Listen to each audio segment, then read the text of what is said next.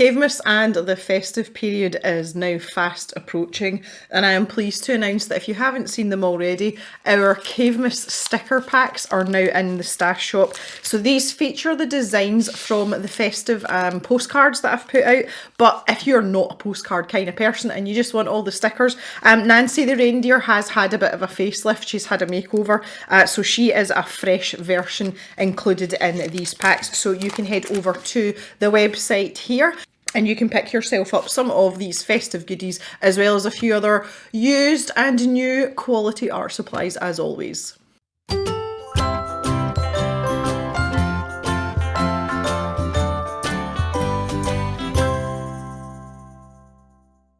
Okie dokie, so we are back with the Artful box.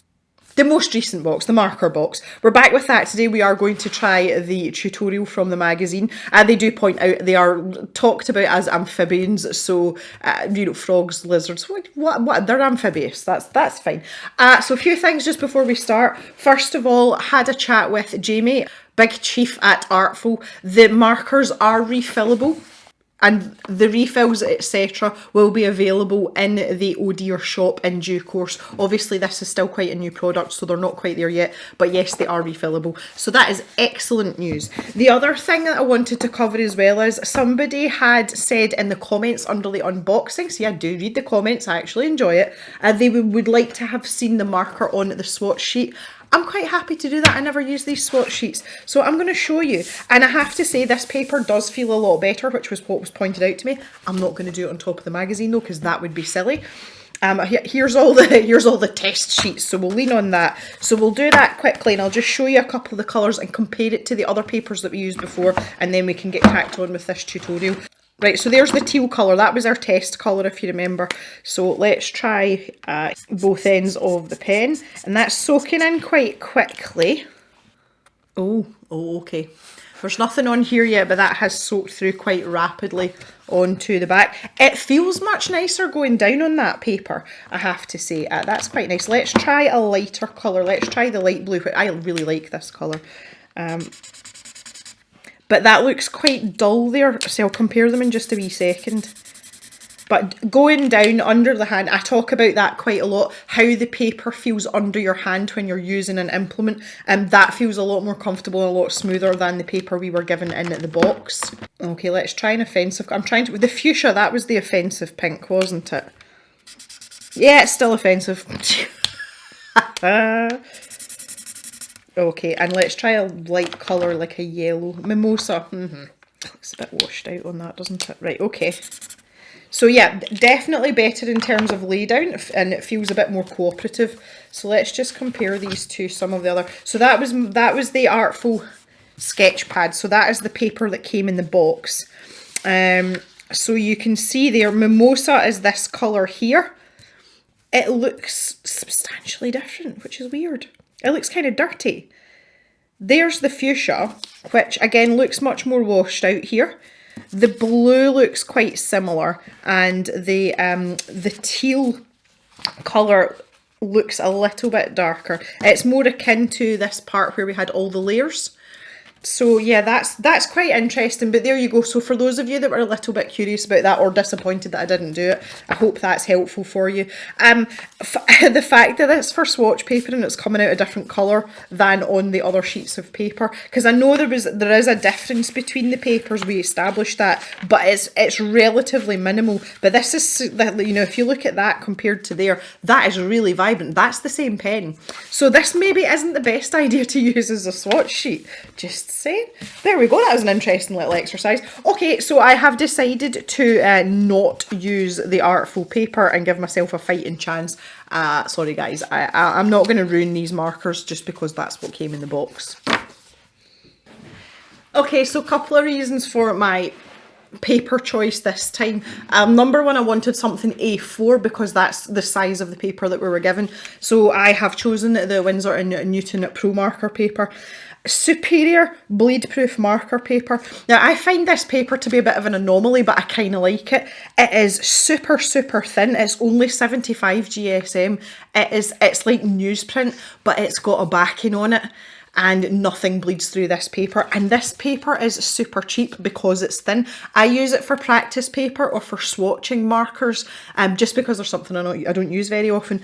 But I am significantly through this pad, and this has been really useful for me as just having a cheap marker paper. It's great because marker, and more to the point, good marker paper is really expensive. So yeah, I would highly recommend this paper, but you can use it on the pad here with 100% confidence, and I am going to do that just to show you.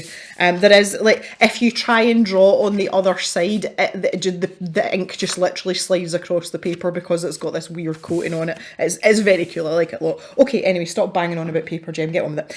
I have got my Artful 2H pencil here for sketching. Obviously, got my markers. The Artful fine liner, which I don't know if I'm going to need or not, but I kind of like it.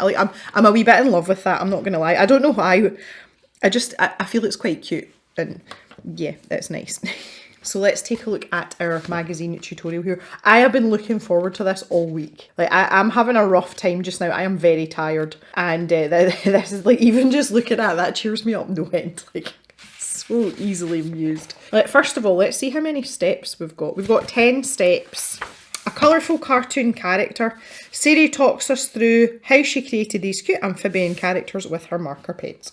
Sketch out your characters first, making sure the lines are faint so that they won't show through your final artwork. You can use an eraser to lighten up areas that are too strong. For these two amphibians, I chose tones of green and yellow for their skin. Make sure to choose a few lighter shades and a darker colour so you can create a nice gradient. Okay, so we need to sketch out our characters first. So I'm obviously just going to do this by eye.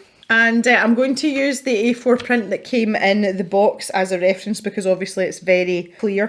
This looks to me like it's been tidied up digitally because the lines on this are very, very clean.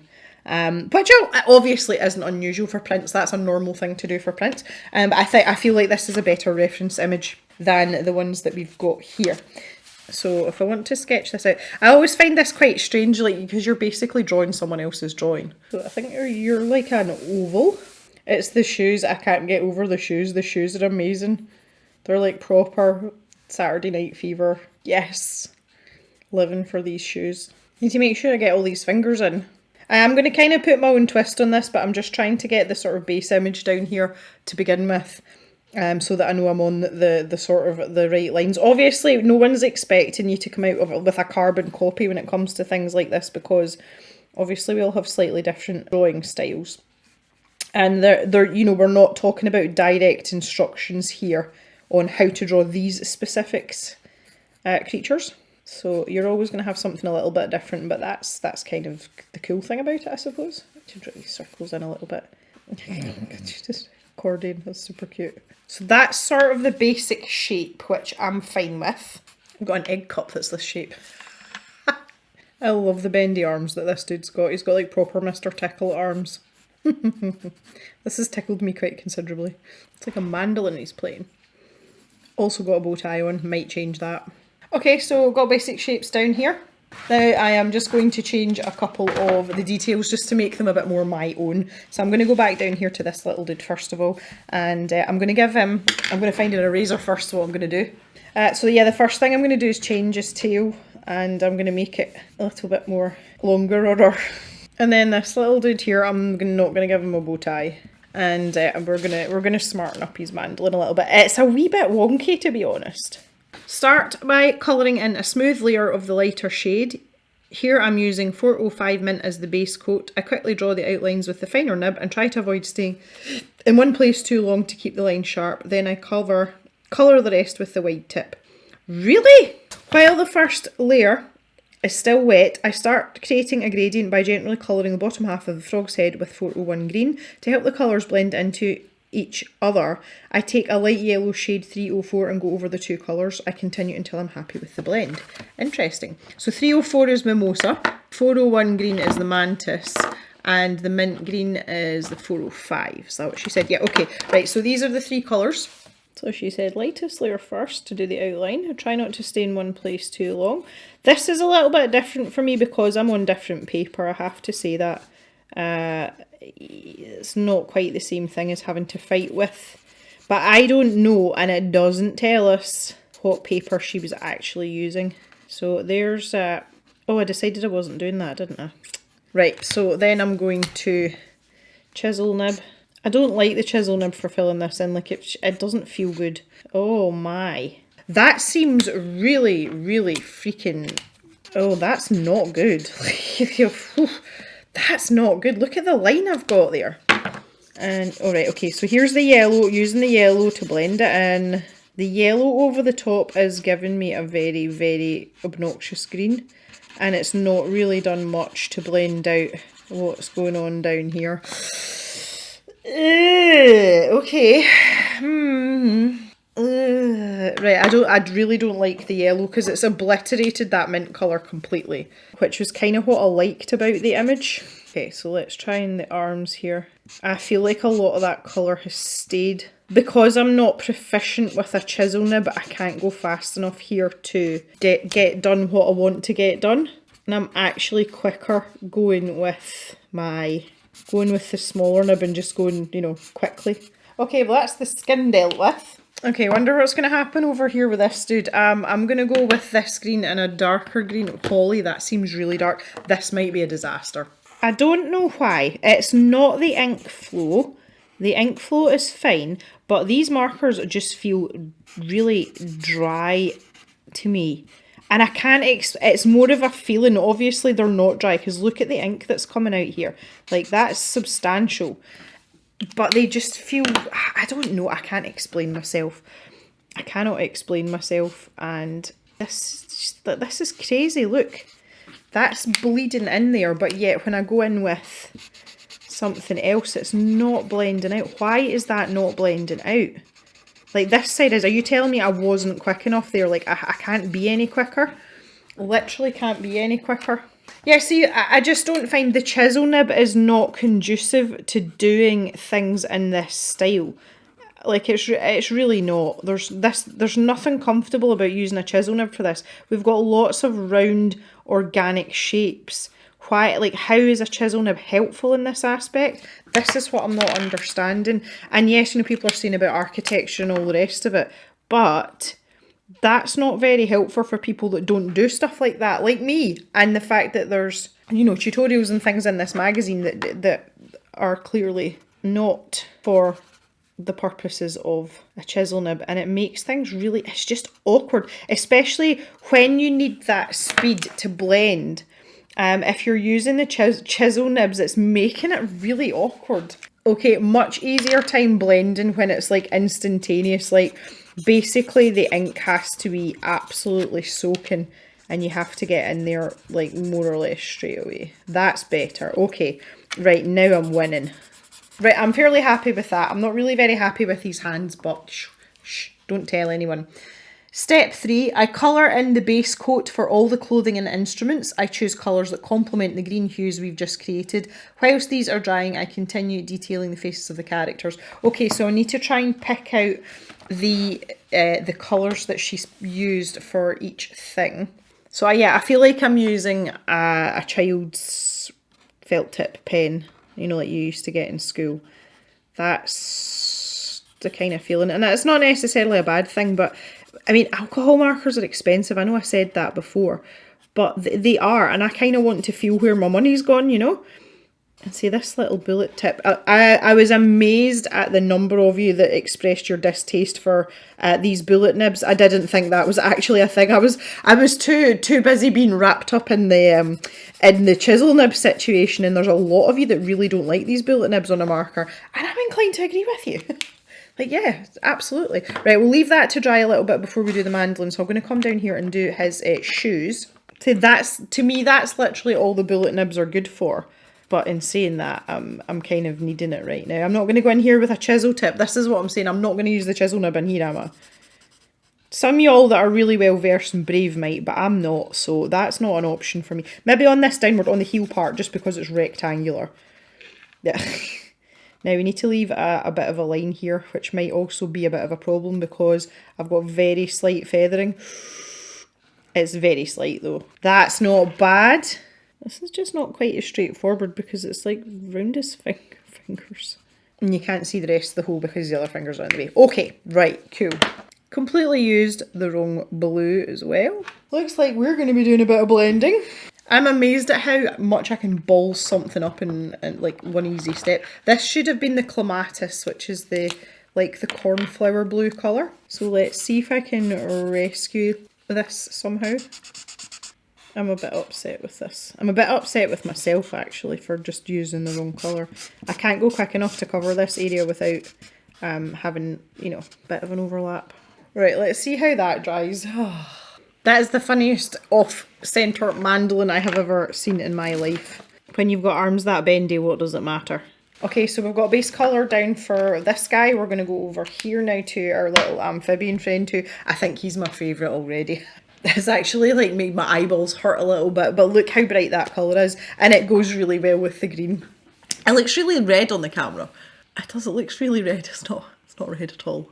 Pants colour, I think his trousers are probably the same colour as the mandolin just by looking. Mimosa boots. They sound fun, don't they? Mimosa boots.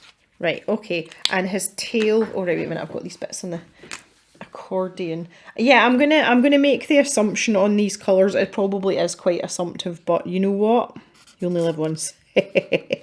Really enjoying all these colours together. Okay, right, there we go, that's pretty good. So I need the brighter yellow. So that was the yellow I made the mistake with the first time, a banana. And let's give him his little tail scales. Tail scales, is that? That's what they're called now. Oh, I've got a bit of bleed there, that's a shame. I'm going to give him another one that disappears up behind his bottom.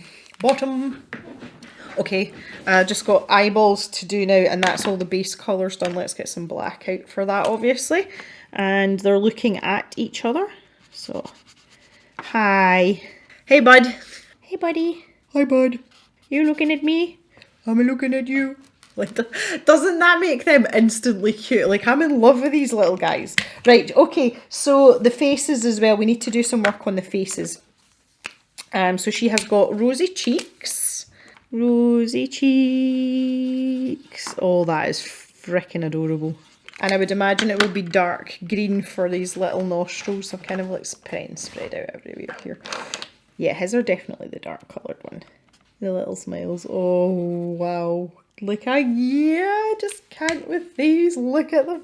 There's a fair bit of texture as well. Don't know if this is going to work out or not. I think it's going to stick out like a sore thumb, but we're going to try it anyway. You see, I just think that's really obvious unless it's going to dry in a little bit more, which it doesn't look like it is. Oh, well. Okay, so she's talking about dots, but she's got some at the top as well. So she's used the mint on the top here. Yeah, so you're barely going to be able to see them at all, but that's quite subtle, quite like it. You can then start to work on the funky patterns. Using a pink shade 506, I drew a checkered pattern on top of the frog's yellow shirt. This turns into a lovely shade of orange. Well, I used orange and it turned orange. So I've got the pattern running the other way here. Yeah, like they've kind of done, that's quite fun. Okay, that's fun. It's fun, people. This is why we were supposed to use the lighter shade to begin with. Clearly. Okay, we are patterned. What about this little dude over here? We're going to have to kind of fix him a wee bit. He's got, oh bless him, he's got a checkered bow tie and that's adorable. I need to colour in his dots as well. I don't know what colour. They look as if they're orange too. I have a friend who would absolutely wear this if it was a shirt. Me, not so much. I'm not really one for patterns on anything. But I have a friend who would absolutely wear this shirt. And she would also probably wear something that completely and utterly didn't match it at all just because she could, you know, like she'd do it on purpose. And more to the point, get away with it. And it would look good on her and it wouldn't look good on anyone else. Right, okay, so I'm not convinced about the trouser pattern. I think we can get a pinstripe because you can layer these up. A pinstripe, just a normal stripe even. You can layer these markers up and you will see a difference. So I'm not going to bother with the blue. I don't think it's necessary. And if this dries a bit wishy-washy, I can go back over it. Trying to use the chisel tip effectively. See? Look, he's got super stripy. God, he's a little chubba-wub, isn't he? Aw, kind of like him. I kind of like him being a chubba-wub. For the newt, I wanted his fashion to almost be an inversion of his frog friend. Here, using yellow shade 300 on top of his pink shirt to create an orange polka dot pattern. Oh, okay. So she actually used the colours on top of each other, whereas I've just gone all out nasty. Okay. In the step 10, this is the last step, obviously we're quite near completion here. I add in the final details with a fine liner, trying to keep the overall look of the piece balanced. I want the style to be bright, lively and watercolour-like, so I only add the black detailing where it's needed and avoid drawing strong outlines. Finally, I add a light grey shadow and we are done. Oh. Okay, right, so yes, we do need to use the fine liner, which makes me a little bit happy. So I'm looking again more at the this image here for reference. So yeah, more accents than anything else. So like his little smile here, oh, that's freaking adorable. There was no way I was getting that straight. And things like, you know, she's putting a little bit of detail around his bow tie, but she's not outlined the entire thing. And I love that. Absolutely love it. And she's got like the seams of his shirt here. Like, oh. I really like this selective inking style. Like that kind of appeals to me. I quite like that. And I might actually adopt some of this in my own artwork, because I don't really like outlining things. And I quite like this idea of, yeah, I've put some accents in, but I've not actually done much to the picture. Oh, he's so freaking cute. Okay, what about our frog friend here? Yeah, we've got a bit of work to do with his mandolin, etc. So we'll start from here, though I don't know why. But I just want to do this. It's almost like a ridiculously pair of half-mast bell-bottoms he's got on here. They he stole from his granddad, who wore them in the 70s for the first time. You guys are going to love this. Apparently at Papa Jem used to have a pair of bell-bottoms that had silver studs that ran down the sides. Like, oh, that's amazing. There's some ace pictures of Papa Jem in questionable clothing. I've got to give him his little smile here. Oh, I'm a mile off with that, never mind. That is the end of the tutorial. It says I add in a light grey shadow and I'm done. Okay, so let's do that. I'm going to be a bit more forceful with my shadow. Look how, oh, these are so freaking cute. Look, I love these. Give him a bit of definition on his mimosa stilettos, his mimosa platforms. Someone should bring out a shoe called a mimosa platform. Right, there we go. Job's a good one. In terms of the actual drawing itself, like I'm in love with this. I'm absolutely in love with this. And this is one of these illustrations I wish I'd thought of it first. I don't often get that feeling. I'm very secure in my ideas and the way that I execute them. But this is freaking adorable. I've really enjoyed the technique of the selective line work with the fine liner, and that's something for me that I will take from this tutorial and carry on if I'm doing illustrative designs like this in the future. It really appeals to me. So I have learned something from this tutorial. The actual tutorial itself, I thought this was excellent. There's a lot more detail in here than some of the ones that we've had previously, and that shows because I actually skipped over the steps and I was just going by the photograph. Things like putting in the texture on the faces, I'd already done that thinking that it's something that wouldn't have been mentioned in the tutorial, and when I went back it actually was. So that's a sign of a good tutorial. So I think the tutorial itself is excellent. I think the instructions were very, very good. I didn't follow them to the letter, but that's kind of me. And I had a few slip-ups here and there, but it hasn't made any difference to the final piece. It's turned out really, really well. The only thing that let this exercise down for me was the markers, and they're just not suited to this type of artwork. And on top of that, I'm particularly clumsy with chisel tips, and I found it really awkward because we're talking about really organic lines here. We're talking about curves, we're talking about round areas.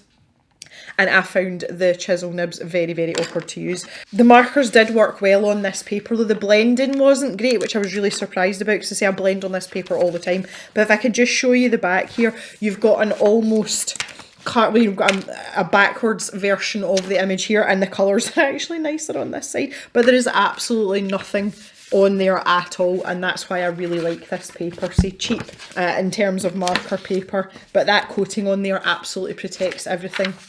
So that is it, guys. I would love to hear your thoughts on the tutorial, like what you thought of the steps and everything, and what you think of the design in general and my execution thereof. I'd love to hear from you down in the comments section below.